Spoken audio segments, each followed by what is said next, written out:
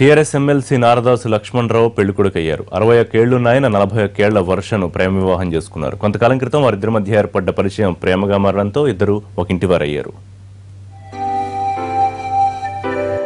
కరీంనగర్ జిల్లాకు చెందిన MLC Naradasu Lakshmanarao late వయసులో పెళ్లి చేసుకున్నారు.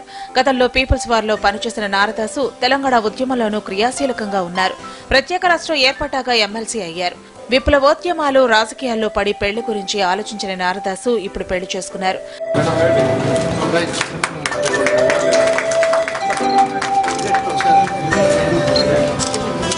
గత గ్రేటర్ ఎన్నికల సందర్భంగా ఆయన ప్రేమలో పడ్డారు. హిమాయత్ నగర్, నారాయణగూడలో ప్రచారం సందర్భంలో అడ్వకేట్ అయిన వర్షతో పరిచయం ఏర్పడింది.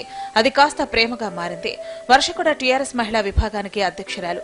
అప్పటికే ఆమె భర్తతో విడాకులు తీసుకున్నారు. ఇద్దరి మధ్య 20 ఏళ్ల గ్యాప్ ఉంది. పెళ్లి చేసుకోవాలని నిర్ణయించుకోవడంతో ఇద్దరు 2 నెలల కిందట రిజిస్టర్ ఆఫీసులో దరఖాస్తు చేసుకున్నారు. ఇప్పుడు పెద్దల సమక్షంలో పెళ్లి చేసుకున్నారు. మొత్తానికి ఇన్నాళ్లు బ్రహ్మచారిగా ఉన్న ఎమ్మెల్సీ నారదాసు లక్ష్మణరావు ఎట్టకేలకు సంసార జీవితంలో అడుగుపెట్టారు.